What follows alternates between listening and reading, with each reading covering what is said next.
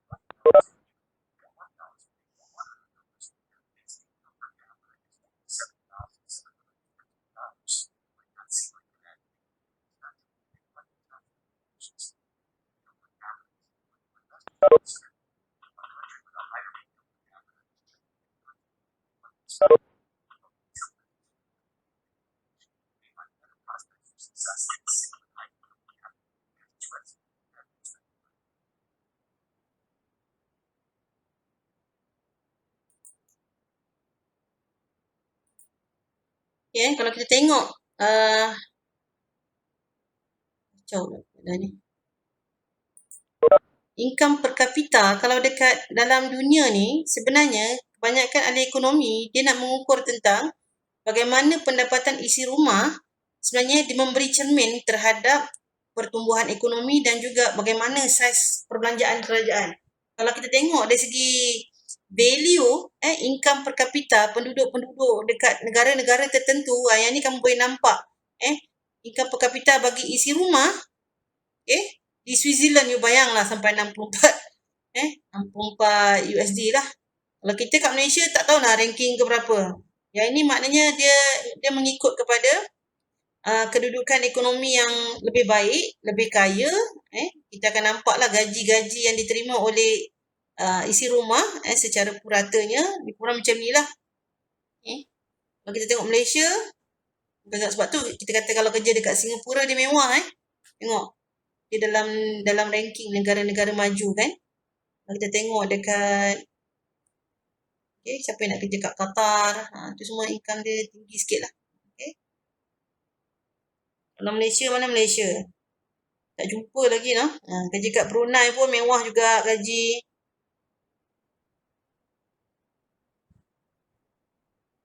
Malaysia tak jumpa lagi. Ni. Income per kapita kita ni, data ni pun 2017 lebih kurang So dalam $7 lah, $7,000 lah. Yang ni kita punya income per kapita kita kat Malaysia. Banyak ni lah. Maknanya kita berada dalam kelompok negara-negara sedang membangun lah. Brazil, Mexico.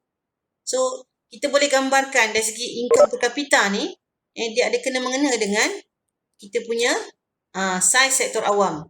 Yang itu banyak diukur oleh orang-orang ekonomi untuk melihat kedudukan saiz sektor awam dan juga berdasarkan kepada income per kapita isi rumah.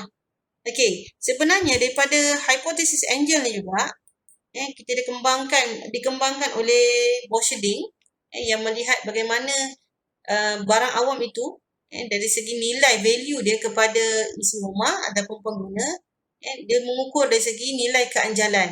Maknanya apabila nilai keanjalan baik permintaan pendapatan ataupun permintaan harga kedua-duanya rendah, ia menunjukkan bahawa kalau kita tengok ni barang awam ataupun perkhidmatan ataupun barang yang dikeluarkan oleh pihak kerajaan itu adalah bersifat barang mesti, betul? Sebab nilainya positif, dia bukan negatif. Kalau negatif, kalau isi rumah memberikan nilai itu negatif, maknanya kita punya barang yang disediakan oleh kerajaan itu adalah barang bawahan. Tapi tak, yang ini dinilaikan sendiri oleh isi rumah berdasarkan kepada Borcherding punya kajian. Finding dia mendapati keanjalan permintaan pendapatan pada kedudukan 0.75, dia bukan barang mewah tapi dia berada pada nilai negatif, nilai keanjalan kurang daripada 1, iaitu kita kategorikan dia sebagai barang mesti. Kalau kita punya value terhadap barang awam, kita kata barang mesti, maknanya peranan kerajaan tu memang sangat signifikan lah kepada isi rumah. Dari segi keanjalan permintaan harga, yang ini pun dikatakan rendah. Nilai rendah tu maknanya 0.56.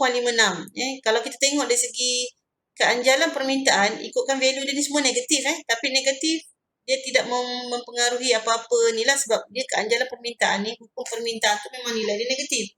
Satu barang naik, satu harga naik, barang akan turun kan. Yang kita cuma nak tengok kat sini dari segi value 0.56. Kalau 0.56 duduknya dekat mana? Tidak anjal. Maknanya daripada banyak-banyak jenis-jenis keanjalan ini, apabila dikaji, rupa-rupanya barang awam ini berada pada kategori barang yang tidak anjal. Apa maknanya?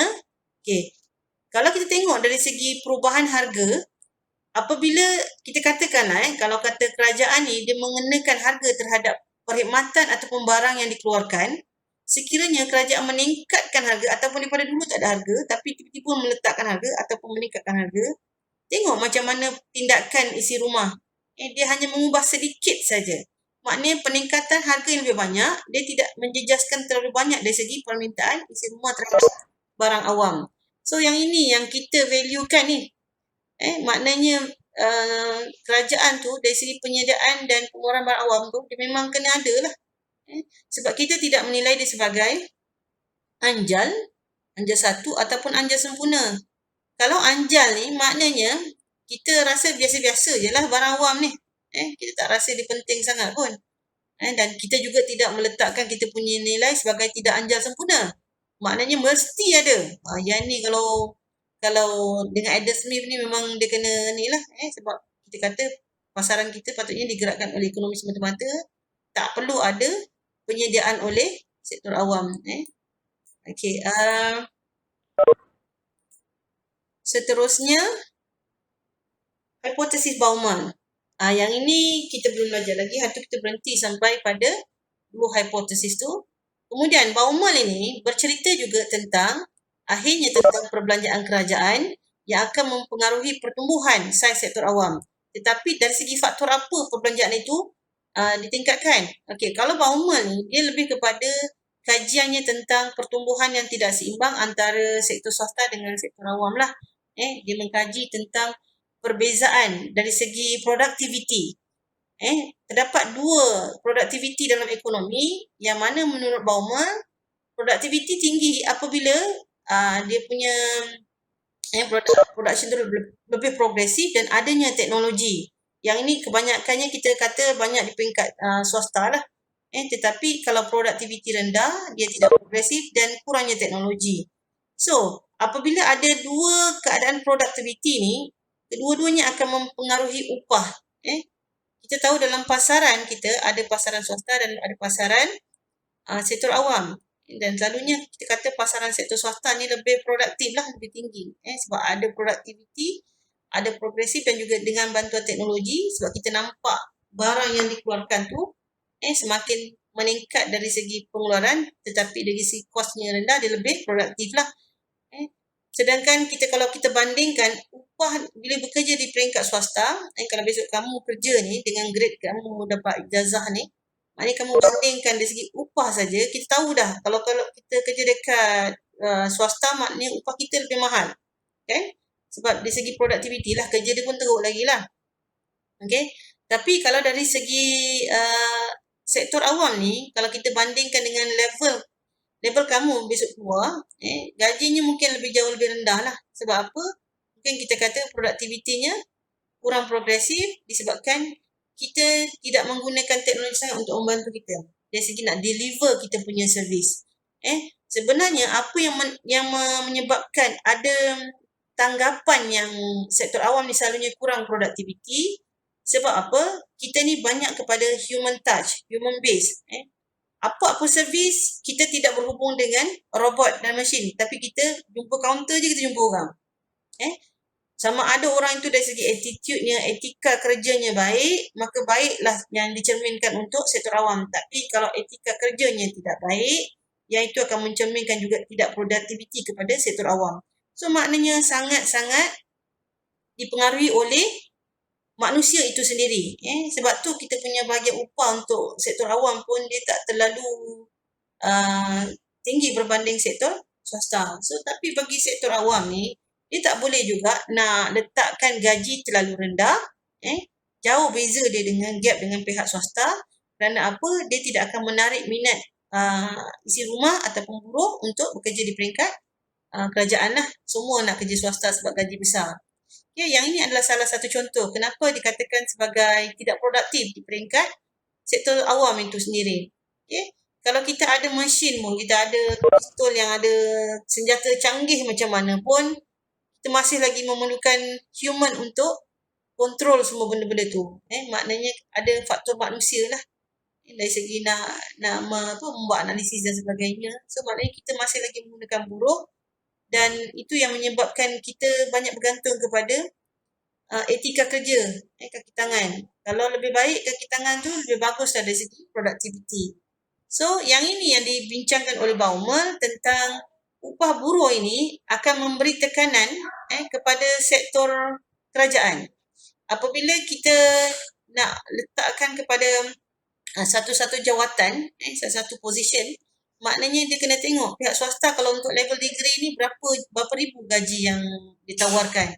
So, kalau di peringkat kerajaan ini, kita memang tak boleh jauh sangat lah. Dengan upah, dengan produktiviti yang tak berapa nak cekap dan tinggi, tetapi upah buruh yang agak ditekan oleh pihak swasta ni, maknanya dia akan memberi tekanan kepada perbelanjaan kerajaan iaitu dalam konteks emolumen. Kan? Belanja-belanja upah ni lebih kepada emolumen lah. So kita tengok sendiri daripada jadual-jadual sebelum ni, statistik sebelum ni, kita tengok daripada contribution perbelanjaan kerajaan pun hampir kepada 20%. Majoriti perbelanjaan itu adalah datang daripada emolumen. Kan? Ni apa? Ini pajak. Ni, 29%. Maknanya upah saja daripada keseluruhan perbelanjaan kerajaan, majoritinya datang daripada perbelanjaan untuk bayar upah pekerja, emolumen ni. Okay? So, yang itu dia akan menekan kepada pihak kerajaan. Maknanya lagi banyak upah yang diberi, lagi besarlah saiz sektor awam. Itu dari perspektif Baumol lah. Okay? Seterusnya, Peacock Wiseman. Okay, kalau tak faham boleh tekan mic tanya Okay, Peacock Wiseman pula, ni lebih kepada ahli ekonomi yang melihat kepada pertumbuhan yang tidak licin, tak berterusan, ada kesan daripada anjak ganti. Maknanya ekonomi ni dia punya statistik dia flow dia tak cantik, dia tak smooth. KDNK kita pun naik, kejap negatif, kejap positif. Dia ada business cycle.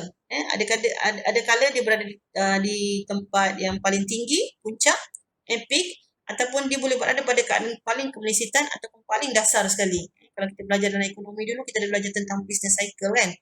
So maknanya pertumbuhan ekonomi itu tak pernah berlaku secara licin dan berterusan, tapi berperingkat-peringkat. Kenapa? Sebab apa yang berlaku dalam ekonomi, boleh jadi ada krisis, boleh jadi ada peperangan, boleh jadi ada bencana alam. So, kalau kita tengok dari segi faktor ekonomi, okay, macam dekat Malaysia, ini nampak ni, carta dia pun naik turun. Yang ini dalam tempoh Tun Mahathir lah, tahun 80-an, yang ni zaman menteri-menteri yang sebelum ni. So, kita boleh tengok naik turun perbelanjaan. Kalau ikutkan zaman Tun Mahathir, perbelanjaan paling tinggi pada tempoh 83, 82, 84 ni. Tempoh awal-awal pemerintahan dia, di bawah pentadbiran dia, banyak dasar-dasar yang dibuat. Kemudian, apabila perbelanjaan terlalu besar, kerajaan cuba menarik diri, daripada ekonomi, dia menyebabkan banyaklah dasar-dasar yang dikenalkan sebelum ni, terganggu, dan kerajaan pula perkenalkan dasar penswastaan untuk mengurangkan perbelanjaan. Apa yang terjadi terhadap perbelanjaan ataupun keputusan kerajaan dalam fiskal ini, dia menyebabkan berlaku kejatuhan kepada bukan saja perbelanjaan kerajaan, sebenarnya KDNK kita pun jatuh kepada barang KDNK pada tempoh ini. Kalau kejap saya cari. Kalau kita tengok lagi jadual yang ini, kalau kita nampak ni kita kata peningkatan berlaku tapi berlaku secara tidak rata, tidak linear, tetapi berlaku naik turun. Kalau kita paling obvious sekali pada tahun 1997, pelisitan yang berlaku pada tahun 1997, yang ini kita berkata salah satu faktor lah yang dibincang oleh Peacock dan Wiseman dekat Malaysia, disebabkan oleh krisis keyakinan mata wang. Apa yang berlaku apabila banyak pelabur-pelabur asing tidak yakin dengan kedudukan mata wang Malaysia, mereka beramai-ramai menarik diri daripada pasaran dan tutup semua kilang-kilang dekat Malaysia. Ramai yang tutup kilang, bermakna apa jadi kepada keadaan pengangguran dekat Malaysia? Of course lah dia akan meningkat. Bila berlaku pengangguran yang meningkat, dia akan menyebabkan berlaku penurunan kepada permintaan agregat. Bila berlaku permintaan agregat yang rendah, yang kita sedang mengalami keadaan kemelisitan. Itu dia punya rantaian daripada krisis tadi. Daripada krisis tadi menyebabkan ekonomi kita ni sebenarnya jatuh kepada paras negatif pada tahun 1997. Mujurlah kita ada tindakan yang agresif dari segi bagaimana kita nak pulih semula. Macam-macam kerajaan buat, kerajaan mergekan bank, kerajaan sarankan supaya isi rumah berbelanja dengan cara memberi pelepasan cukai. Yang itu kita naik balik. Sebenarnya benda-benda ni kalau bila saya fokus balik kepada apa kaitan kemelisitan tadi dengan peningkatan saiz sektor awam, kita kena ingat apabila kerajaan umumkan dasar fiskal mengembang untuk menangani masalah kemelisitan dengan dasar fiskal mengembang, pada tempoh tersebut perbelanjaan di peringkat kerajaan juga akan meningkat yang menyebabkan defisit kerajaan juga akan meningkat. Kalau kat sini tak obvious sangat sebab dia ada jurang yang besar kat sini. So kalau yang graf ini tak terlalu besar, kita mungkin nampak jurang. Kalau ikutkan jurang ni maknanya cukai kita sikit, perbelanjaan kita banyak, defisit. Kita defisit. Sebab apa? Kita melaksanakan dasar fiskal mengembang. Kita kena meningkatkan perbelanjaan. Meningkatkan perbelanjaan untuk kita betulkan ekonomi. Yang ini yang dibincangkan oleh Pico Iceman tu. Satu lagi contoh yang paling mudah kalau kita nak tengok, apabila berlaku bencana alam. Bila bencana alam, banjir dan sebagainya, memang akan banyak belanja-belanja di luar jangka yang kerajaan kena peruntukkan untuk bantulah. Ini pun antara faktor-faktor yang menyebabkan berlaku peningkatan terhadap perbelanjaan kerajaan. Bukan setakat dekat UK je, tapi kebanyakan negara lah. Okey. Satu lagi, disebabkan oleh mobiliti penduduk juga, perbelanjaan kerajaan akan semakin meningkat. Banyaknya dari segi urbanisasi lah. Apabila saiz penduduk bertambah pada satu-satu tempat, satu kawasan, dia akan meningkatkan perbelanjaan dari segi nak sediakan fasiliti, nak sediakan pengangkutan lebih baik, pendidikan pun semakin bertambah, berdasarkan kepada populasi penduduk itu sendiri, yang disebabkan oleh mobiliti itu sendiri. So, maknanya yang ini akan merujuk kepada dasar kependudukan lah. Kita Malaysia masih lagi berada pada, kalau tengok kat sini, tak tahu ada boleh link ke tak ni. Dasar kependudukan kita sebenarnya, dia nak capai 70 juta penduduk. Tapi sekarang ni masih dalam kategori 30 juta lebih. Maknanya jauh lagi nak mencapai lah. Tak boleh nak buka lah. Nampak sikit lah. Maknanya perbelanjaan kerajaan akan disebabkan oleh tumpuan penduduk pada satu-satu kawasan yang disebabkan oleh mobiliti yang sentiasa berlaku lah. Okey, seterusnya akhir sekali iaitu teori pilihan awam. Okey, teori pilihan awam. Yang ini lebih kepada kecenderungan ahli politik dalam membuat keputusan-keputusan politik. Kalau kita tengok, apabila nak tiba pilihan raya je macam-macam mandat, macam-macam janji-janji politik yang dibuat. Apabila janji-janji politik dibuat atas tujuan dia nak menang dalam pilihan raya, janji-janji politik ini dia akan memberi kesan apabila dia menang dalam pilihan raya, dia kena capailah manifesto tu. So maknanya dia kena fight, dalam Dewan Rakyat nanti dia kena fight tentang janji-janji dia, dan apabila dia cuba untuk menghujah untuk mempertahankan dia punya janji-janji dari segi penyediaan hospital ke ataupun nak betulkan jabatan dan sebagainya, dia akan ada perbincangan lah, dan ini akan melibatkan kepada peningkatan perbelanjaan kerajaan. Apabila lulus saja yang dibentangkan pula dekat parlimen, maknanya sahlah kita kata daripada unsur-unsur politik ni juga boleh menyebabkan berlaku peningkatan terhadap perbelanjaan kerajaan. Okey. Yang ni kalau kita tengok dari segi pattern, dari segi macam mana kita nak tengok saiz, sama ada negara-negara maju ni besar ataupun kecil dari segi saiznya, sama ada kita boleh lihat kepada hipotesis-hipotesis yang kita bincangkan tadi, sama ada kita boleh lihat dari segi income per kapita, kita boleh lihat dari segi kedudukan KDNK dan sebagainya. Tapi salah satu mekanisme untuk kita lihat saiz itu besar ataupun tidak adalah dari segi perbelanjaan kerajaan kan. Kita ada instrumen, kita ada alat untuk nak tengok bagaimana besar ataupun kecil. So kita boleh tengok dari segi perbelanjaan ini, maknanya besar ataupun kecil bergantung kepada cara negara-negara ni memperuntukkan perbelanjaan. Ini dia ada 3 peringkat lah. CG ni central government, yang ni state government, yang ini local government. Yang ini ke atas ni adalah negara-negara yang mengamalkan sistem persekutuan, yang mana sistem persekutuan dia adalah layer government. Dan layer government ini semuanya ada peruntukan dalam perlembagaan, yang ada peruntukan perbelanjaan untuk di peringkat state government, iaitu di bahagian meso layer government. Di peringkat yang tengah ni, yang membezakan dia dengan negara unitary. Unitary ni ikutkan dia cuma ada kuasa terhadap central government sajalah. Yang mana local government Sometimes local government ni sebagai pentadbir saja. Ada juga kuasa-kuasa yang diberikan oleh negara-negara unitari terhadap local government ni dalam bentuk decentralization.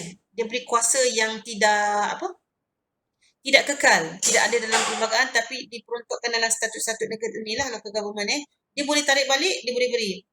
Okey, kalau kita tengok dekat sini, yang ini dari segi perbelanjaan perkhidmatan secara umum, dari segi ketenteraan, kalau kita faham pun semua tentera mesti pusat yang jaga kan.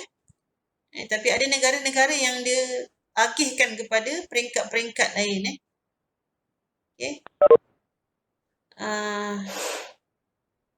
Kita nak tengok macam mana dari segi perbelanjaan, education. Yang ni semua untuk negara-negara maju lah. Okay. Kalau yang ni kita bandingkan negara maju dengan negara membangun. Yang ini lagi mudah, kita nak tengok dari segi, kalau yang ni tadi dari segi siapa yang belanja spend banyak, maknanya kita boleh beri gambaran bahawa saiz dari segi perbelanjaan tu sangat besar lah untuk sesebuah kerajaan. Majoriti banyak belanja untuk tujuan pertahanan. Okey, yang ni cuma peratusan, ini bukan nilai. Dia tak boleh kita kata sebagai value lah, kita tak boleh nampak sangat. Yang ni cuma contribution dari segi peratusan.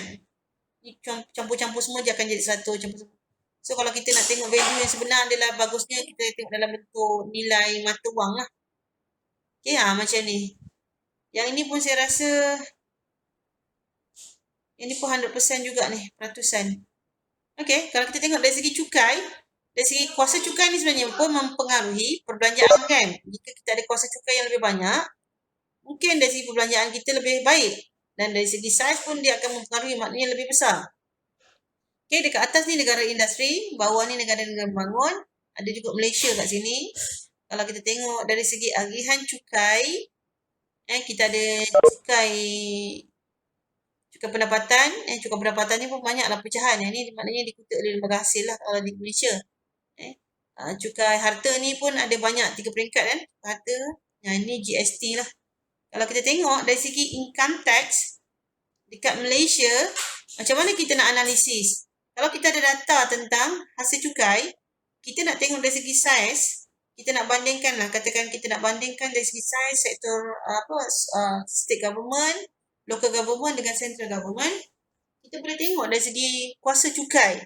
Kamu tengok dekat sini saja, dari segi pendapatan, cukai pendapatan kesemuanya yang dikutip oleh lembaga hasil dalam negeri adalah menjadi milik kerajaan pusat. So, bagaimana dengan state government dengan local government? So, kat sini kita boleh nampak gambaran betapa tak ada kuasanya kerajaan negeri dengan local government. So, kita boleh bayangkan jugalah bagaimana saiz sektor kalau kita nampak lagi, kita nak bandingkan dari segi perbezaan kerajaan-kerajaan kan. Maknanya kerajaan negeri dengan local government kita tak berapa kuat berbanding dengan kekukuhan hasil yang diterima oleh kerajaan pusat. Yang ini dari segi agihan. Kalau kamu tengok dekat negara-negara maju, ada beza sangat pattern antara negara yang sedang membangun. Majority income yang datang daripada direct tax, semua diuruskan dan diambil oleh kerajaan pusat. Kalau kita bandingkan dengan negara-negara maju, semua ada agihan. Yang ni dipanggil sebagai rebate cukai lah. Kalau macam Germany, daripada cukai pendapatan yang dikutip, 100% tu dia akan agihkan kepada state government, dia akan agihkan kepada local government. So, bila kita tengok income ni, boleh ada kepada 3 peringkat kerajaan, kita boleh gambarkan ada kekukuhan dari segi, ada kekuatan dari segi hasil di peringkat 3 kerajaan ni lah. Maknanya kita gambarkan bahawa local government ni pun ada duit untuk belanja. Yang ni daripada hasil lah. Okay. So, yang ni dari segi grant. Okay. Saya ingat